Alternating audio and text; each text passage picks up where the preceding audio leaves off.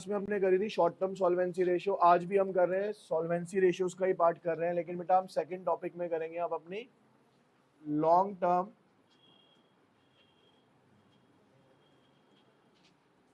Solvency ratio.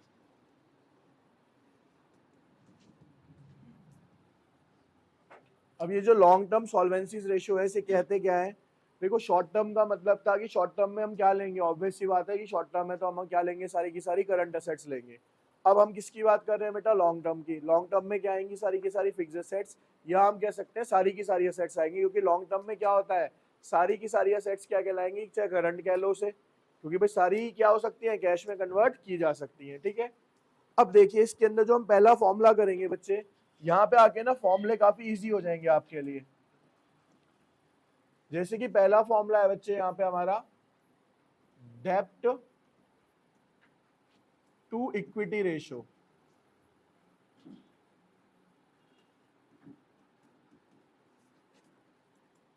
देखिए डेप्ट to equity ratio, यहां से जो फॉर्मुलेज आप करोगे ना बेटा, इसी के अंदर इसका आंसर भी छुपा हुआ होगा। अब जैसे कि क्या है यहाँ पे डेप्ट टू इक्विटी, फॉर्मूला का नाम ही है, तो इसका फॉर्मूला ही क्या है बेटा, डेप्ट अपॉन में इक्विटी। डेप्ट अपॉन में, अब जब डेप्ट अपॉन में इक्विटी की बात करेंगे बच्चे यहाँ पे, तो सबसे पहले हमें समझना है डेप्ट क्या है, क्योंकि हम लॉन्ग टर्म सॉल्वेंसी रेशियो निकाल रहे हैं, तो यहाँ पे डेप्ट भी कौन सी ली जाएगी बेटा, लॉन्ग टर्म वाली ही ली जाएगी आपकी। ठीक है, तो यहाँ पे देखिए, और इसकी भी जो प्योर रेशियो आएगी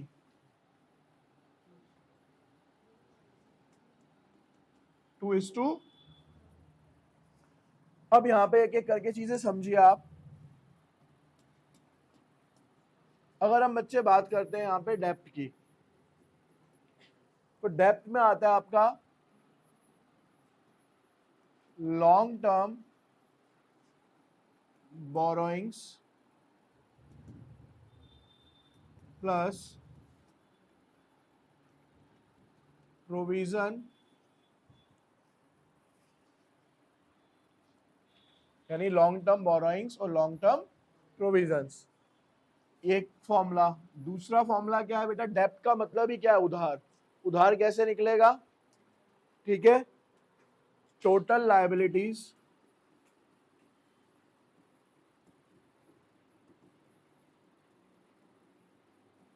माइनस में करंट लायबिलिटीज।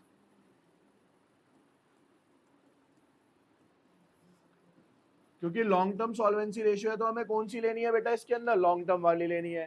भाई टोटल लायबिलिटी में कौन सी होती है हमारी, fix liability plus current liability, लेकिन हमें यहाँ पे कौन सी लेनी है, सिर्फ फिक्स लायबिलिटी।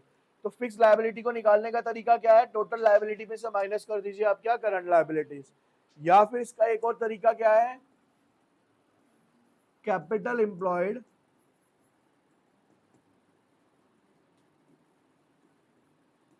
माइनस में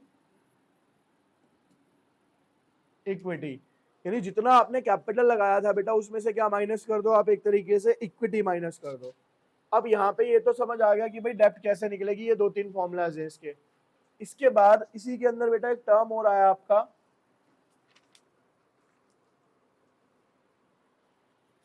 equity,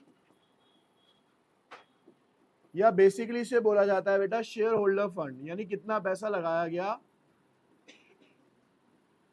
share holder. Share holder firm का ना थोड़ा सा फॉर्मूला इसके अंदर लेंथी बनेगा, लेकिन ये एक फॉर्मूला करने से क्या होगा, आगे के सारे फॉर्मूलाज हो जाएंगे आपके, तो ये हर जगह यूज होने वाला है। जैसे कि सबसे पहले आएगा यहाँ पे शेयर कैपिटल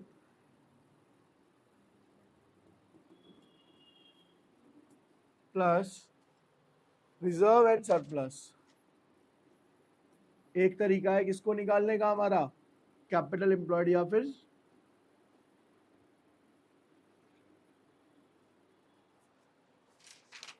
उसके बाद एक तरीका ये है बेटा, और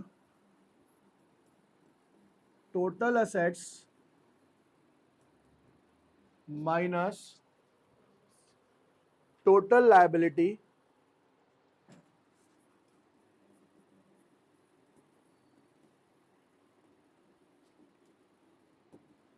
अब बेसिकली देखो जो शेयर होल्डर फंड या इक्विटी है ना, ये कैपिटल ही है आपका। ठीक है भाई, अकाउंटिंग रेशियो का जो फॉर्मूला, अकाउंटिंग इक्वेशन का फॉर्मूला क्या होता था, assets is equals to liability plus, तो अगर मेरे को कैपिटल निकालना है बच्चे तो असेट्स में से क्या माइनस कर दूंगा मैं, है ना, तो टोटल असेट्स में से मैंने क्या माइनस कर दिया यहाँ पे, टोटल लायबिलिटी, तब भी क्या निकल के आ गया बच्चे मेरे पास यहाँ पे, इक्विटी या शेयर होल्डर फंड निकल के आ जाएगा। क्लियर है? चलिए बेटा क्वेश्चन था बच्चे हमारे पास, क्वेश्चन में कह रखा है कि जो शेयर कैपिटल है आपका वो है 1,00,000, जनरल रिजर्व जो है बच्चे हमारे पास 70,000, सरप्लस जो है बेटा हमारे पास 30,000, डिबेंचर है जो 75,000,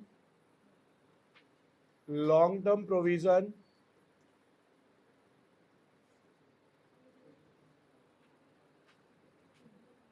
25,000,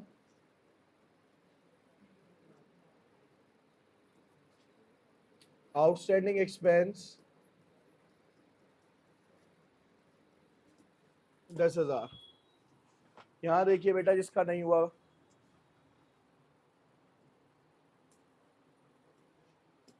देखो भाई हमें यहाँ पे फॉर्मूले में क्या चाहिए, डेप्ट अपॉन में इक्विटी, डेप्ट का फॉर्मूला क्या है बेटा, लॉन्ग टर्म बोरोइंग्स, पहले वाला लगा दो, long term borrowings plus provision, तो यहाँ से आपने डेप्ट निकाले भाई, लॉन्ग टर्म बोरोइंग्स और प्रोविजन है ना, तो लॉन्ग टर्म बोरोइंग्स कितनी थी बेटा, डिबेंचर क्या है हमारे, लॉन्ग टर्म बोरोइंग्स कहलाते हैं 75,000, और लॉन्ग टर्म बोरोइंग्स कितनी है बेटा हमारी 25,000। अब जो आउटस्टैंडिंग एक्सपेंस है वो लॉन्ग टर्म नहीं है, वो क्या है, शॉर्ट टर्म है, करंट लायबिलिटी है, तो सिर्फ ये लेके कितना हो जाएगा यहाँ पे 1,00,000। उसके बाद दूसरी चीज क्या चाहिए बेटा मेरे को यहाँ पे, इक्विटी, इक्विटी का फॉर्मूला पहले वाला ही लग जाएगा यहाँ पे, ये रहा, share capital plus reserve and surplus. Share capital कितना है बेटा 1,00,000, जनरल रिजर्व कितने के हैं 70,000, सरप्लस कितने का है बेटा 30,000, ये हो जाएगा टोटल में कितना 2,00,000। तो यहाँ पे वैल्यू पुट करिए, सॉरी 1,00,000, डेप्ट कितने हैं 1,00,000 अपॉन में 2, 0.5 रेशो में 1। बेटा सेकंड फॉर्मूला है अब आपका टोटल असेट्स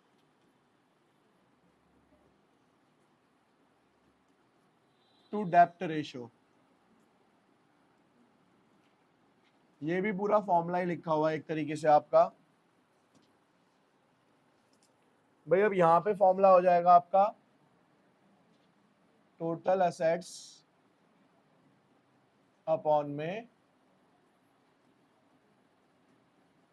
और देखो डेप्ट्स निकालना हम ऑलरेडी सीख चुके हैं, अब हमें क्या देखना है, टोटल असेट्स। टोटल असेट्स क्या होता है हमारी, फिक्स्ड असेट्स प्लस में करंट असेट्स, तो इससे क्या निकल जाएगी हमारी टोटल असेट्स। ठीक है,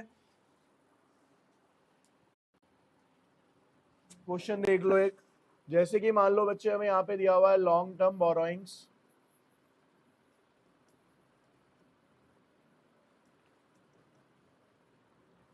long term provision, current liability,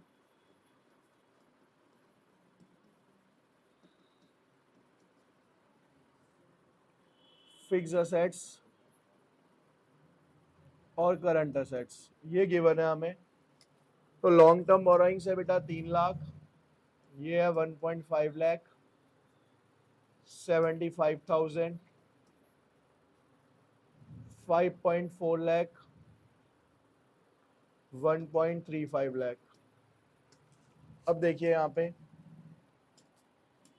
अगर बच्चे हम इसे सॉल्व करते हैं तो हमें क्या चाहिए, पहले टोटल असेट्स। टोटल असेट्स कैसे निकलेंगी, fixed assets plus current assets, तो 5,40,000 जमा में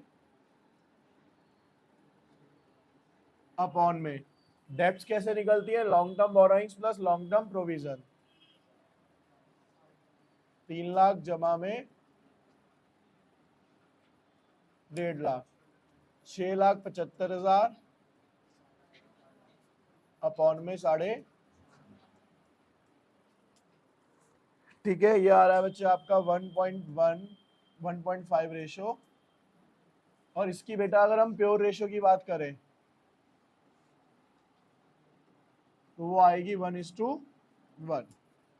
ठीक है बच्चे, देखिए अब इधर देखिए,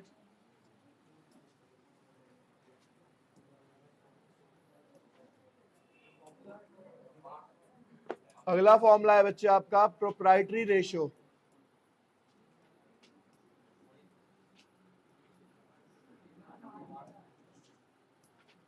इजी है ये। प्रोप्राइटरी रेशियो का जो फॉर्मूला है बेटा वो है आपका प्रोप्राइटर्स फंड। ये नया नाम है, लेकिन इससे पहले आप ये निकालना सीख चुके हो, इसको बोलते हैं इक्विटी। अभी निकाला था हमने लास्ट क्वेश्चंस में, इक्विटी अपॉन में टोटल एसेट्स। तो अब ये दोनों चीजें ऑलरेडी हमें निकालनी आती हैं। ठीक है ना, तो बस बेसिक मान लीजिए जैसे क्वेश्चन है, कोई भी ले लेते हैं हम यहाँ पे एक, जैसे क्वेश्चन दे रखा है बच्चे यहाँ, शेयर कैपिटल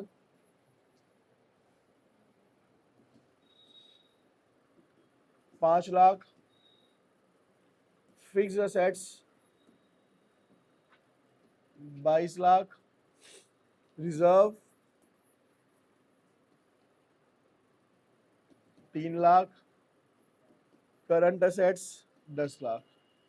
अब हमें प्रोप्राइटर फंड चाहिए, तो प्रोप्राइटर या इक्विटी का फॉर्मूला क्या होता है? शेयर होल्डर फंड कितना है बेटा हमारे पास? 5 लाख, प्लस में रिजर्व एंड सरप्लस कितना है बेटा? 3 लाख। टोटल कितना हो गया ये? 8 लाख। अपॉन में टोटल एसेट्स क्या होती है? Fixed assets plus current assets. तो 22 जमा में 10 लाख, 32 लाख। ठीक है, अब जब भी प्रोप्राइटरी रेशो की बात करेंगे ना बेटा, तो ये निकलती है परसेंटेज में। तो यहाँ पे मल्टीप्लाई किससे करूंगा मैं इसको?